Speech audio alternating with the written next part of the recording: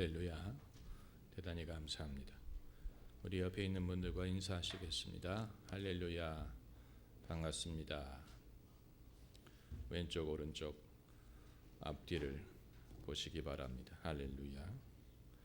오늘 주신 하나님의 말씀은 열왕기상 17장 한참 건너뛰어서 열왕기상 17장 8절부터 16절까지 말씀이 되겠습니다.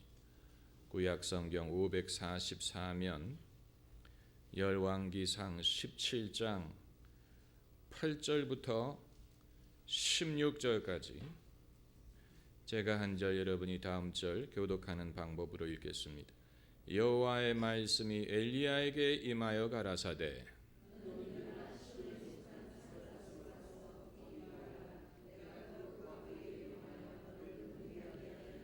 저가 일어나 사르밧으로 가서 성문에 이를 때 한 과부가 그곳에서 나뭇가지를 줍는지라 이에 불러 가로되 청컨대 그릇에 물을 조금 가져다가 나로 마시게 하라.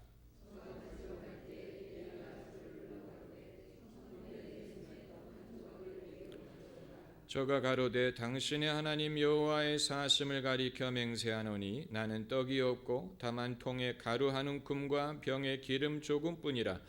내가 나뭇가지 두엇을 주어다가 나와 내 아들을 위하여 음식을 만들어 먹고 그 후에는 죽으리라.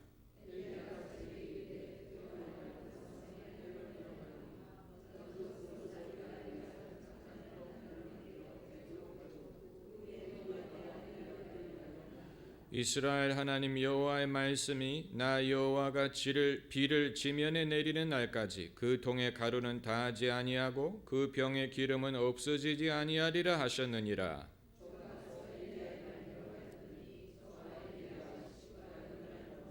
다 같이요. 여호와께서 엘리야로 하신 말씀같이 통의 가루가 다하지 아니하고 병의 기름이 없어지지 아니하니라. 아멘. 축복의 언어를 공부하고 있습니다.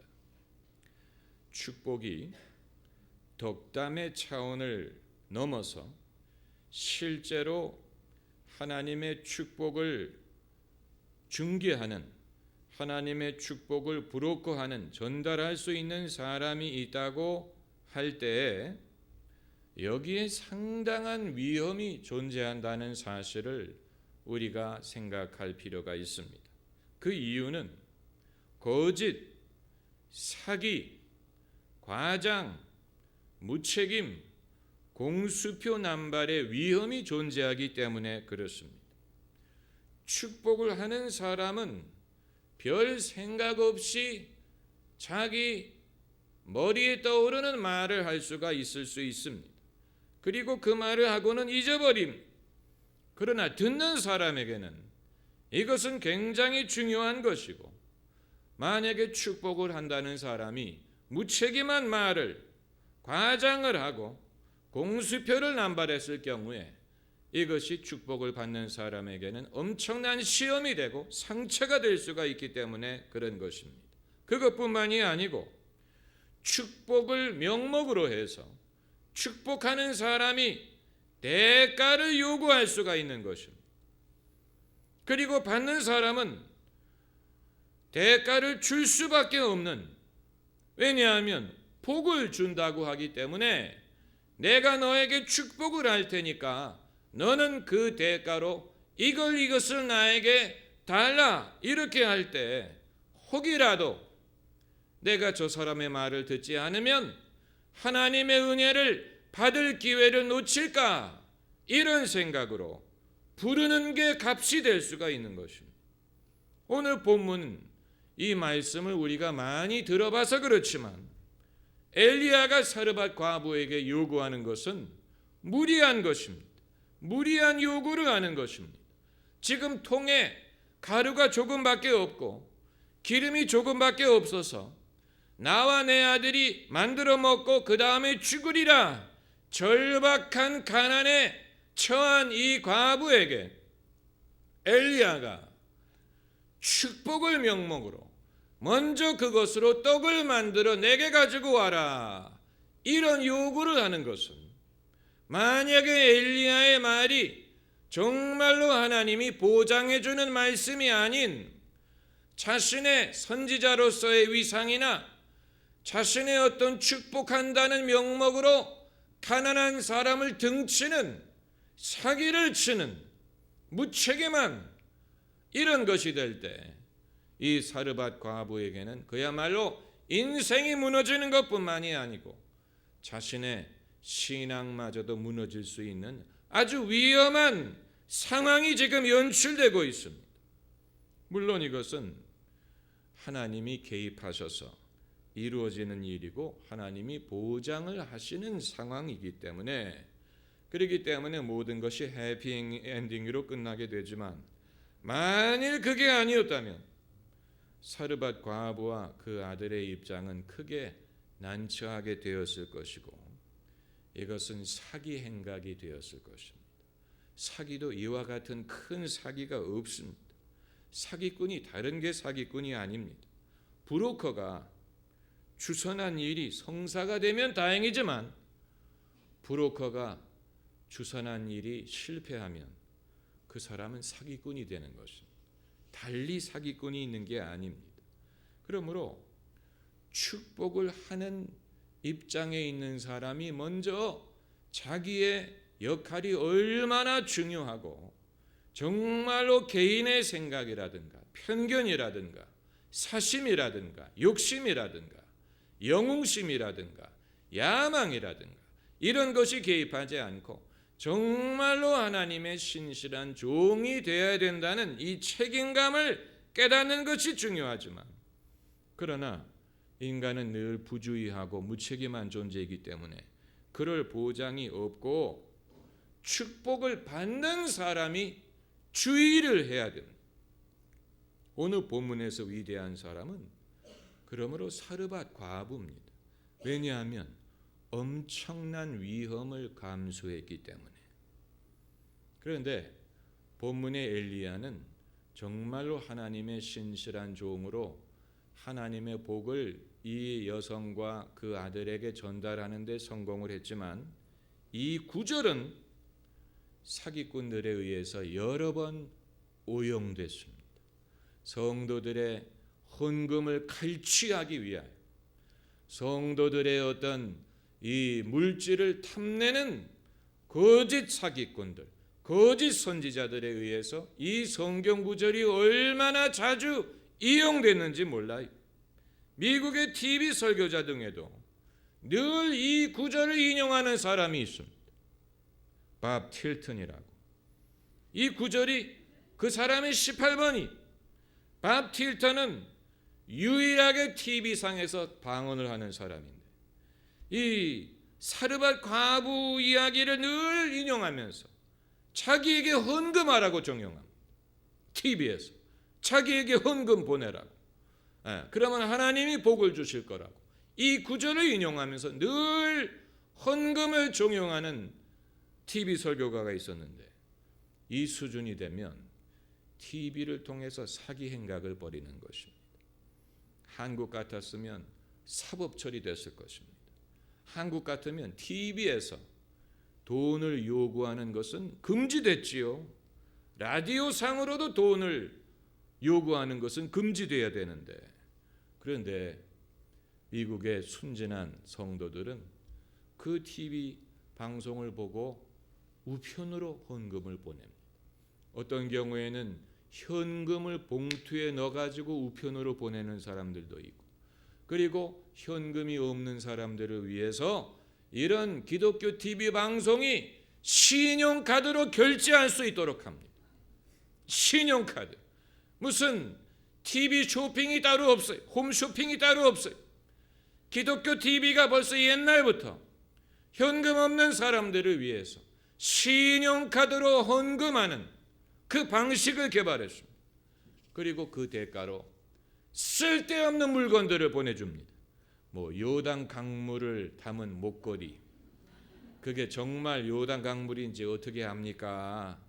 그리고 요단 강물인들 그게 무슨 효험이 있습니까? 그러나 요단 강물, 요단강에서 물을 떠가지고 와서 그걸 목걸이에 넣어가지고 헌금하는 성도들에게 보내지를 않나. 목사가 안수했다고 하는 수건, 목사가 안수했기 때문에 이 수건을 몸에 얹으면 병이 낫는다고 정말로 안수를 했는지 아니면 중국에서 직송하는 것인지 어떻게 합니까? 이런 물건들을 보내주, 마치 거기에 영음이 있는 것처럼. 그래서 정말로 이런 방송을 듣고 봉투에 현금을 넣어가지고 보내는 사람들이 있습니다. 여러분, 중개인을 거치는 축복이든 중개인을 거치는 구원이든 그것이 위험한 이유가 여기에 있는 것입니다. 그 중개인을 신뢰할 수 있느냐 하는 것입니다. 마틴 루터의 업적이 바로 여기에 있습니다. 마틴 루터의 업적 중에 하나는 불필요한 중개인을 제거한 것입니다. 성물, 성자 숭배, 성례전, 고해 성사, 사제, 그리고 심지어 교회까지 불필요한 중개인이 되면 안 된다는 거예요. 하나님의 말씀으로 족하고 교회도 구원의 은총을 중개할 수 없다는 소리, 정말로 맞습니다. 사람은 믿음으로 의롭다함을 얻는 것이지 믿음이 없는 상황에서 교회가 임의로 하나님의 구원을 중개할 수 없습니다. 교회에 그러한 권세가 없어요. 그리고 중개인의 입장에 있는 사람은 늘 대가를 요구하려는 유혹을 받아요. 대가. 그리고 여러 번 이 유혹에 굴복합니다. 가톨릭 교회만 그런 게 아니에요. 개신교회도 마찬가지입니다.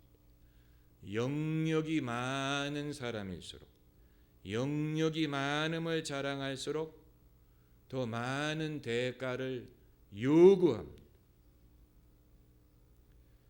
타종교는 더합니다. 몇 년 전 TV 취재에 나온 어떤 사찰, 개인 사찰들이 있어요. 그런데 이 사찰에 주지 스님을 이제 몰래카메라로 취재를 하는데 이 주지 스님 왈 연등 하나 다는데 얼마, 불상 하나 세우는데 얼마, 유골함 하나 모시는데 얼마, 아예 값을 붙여놨어요. 완전히 장사가 따로 없어요. 장사, 돈이 잘 벌리는 장사. 왜냐하면 사람들이 이 연등 하나 거기에 이름을 달아주는데 몇십만 원, 불상은 몇백만 원이. 그리고 부모님의 유골을 모시는 것은 거기다 모셔 드려야 이 극락을 간다고 하니까 이게 부르는 게 값이에요.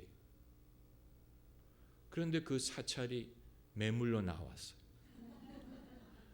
그 취재하는 사람이 물어봤어요. 그렇게 장사가 잘 되는데 왜 파냐? 그랬더니 이거를 확장하는데 너무 돈이 많이 들어가서 빚을 졌기 때문에 그것을 갚기 위해서 판다 그러더라고요. 여러분, 통일교에서 조상의 해원식이라는 행사를 합니다. 조상의 해원식, 이것이 원래는 210대까지 허용이 됐다가 최근에 420대까지 늘렸습니다. 그 말은 후손이 이 해원식을 통하여 헌금을 하면 420대까지 조상이 지옥에서 건짐을 받는다는 소리. 상상 420년이 아니고 420대, 완전히 단군 할아버지 이전 크로마뇽인까지 올라가. 그 420대라는 숫자가 어디서 나왔는지 알 수가 없어요.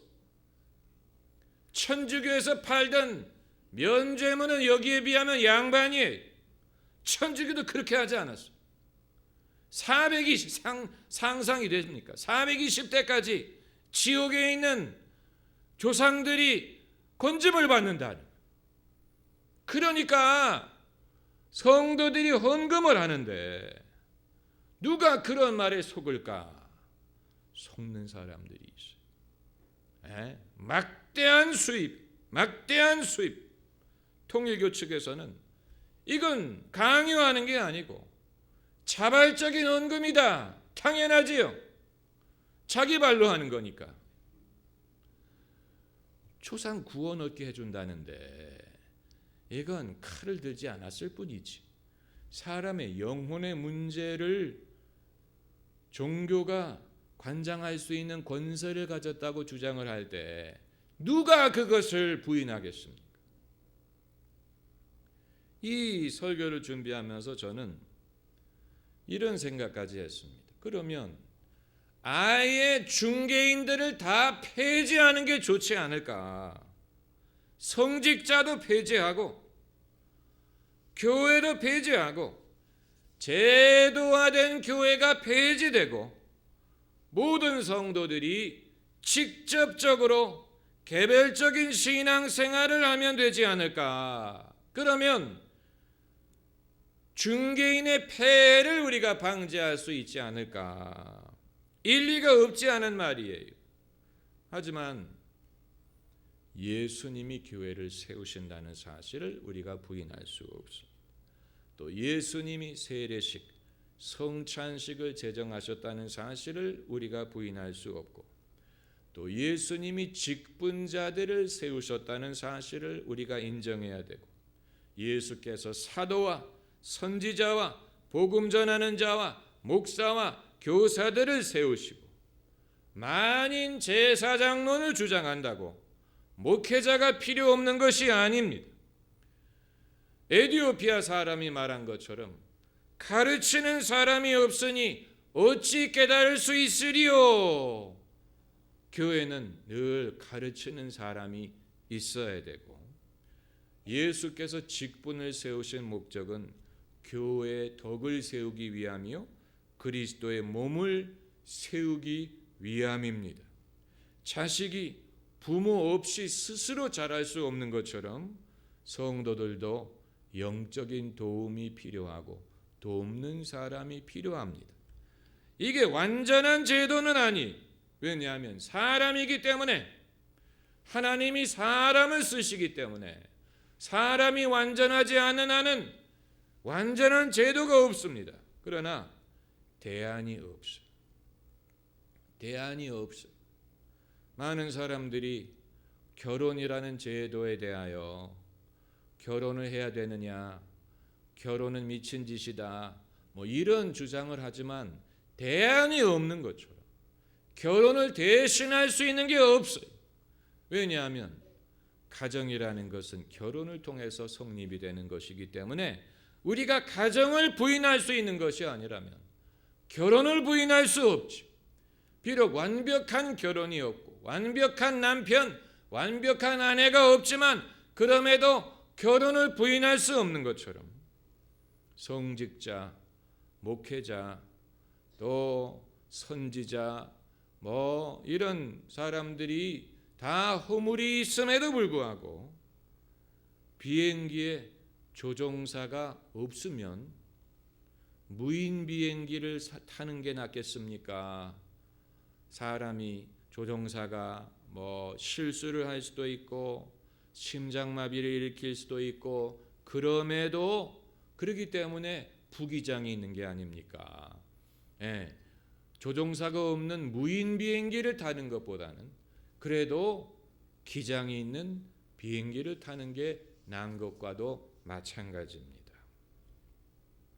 그런데 하나님의 복을 중개하는 사람도 사정이 어려운 것 마찬가지. 오늘 본문의 엘리야를 한번 생각을 해보세요. 엘리야가 이 사르밧 과부의 식량이 탐이 나서 이 일을 하는 게 아닙니다. 본인도 이거 탐탁지 않습니다. 까마귀가 먹을 것을 물어다 주는 것도 탐탁하지 않았어요. 무슨 타잔도 아니고 무슨 까마귀가 먹을 것을 물어줬어요. 아침과 저녁에 까마귀가 먹을 것을 물어다 줬어요. 그거 그렇게 살았어요. 그런데 이제는 하나님이 사르밧의 제일 가난한 과부의 집에 가서 도움을 받으라고 하는데, 남자의 자존심을 가진 사람이라면 전혀 탐탁하지 않은 일이 왜 하나님이 이런 식으로 인도를 하시는지 엘리야도 알 수가 없습니다.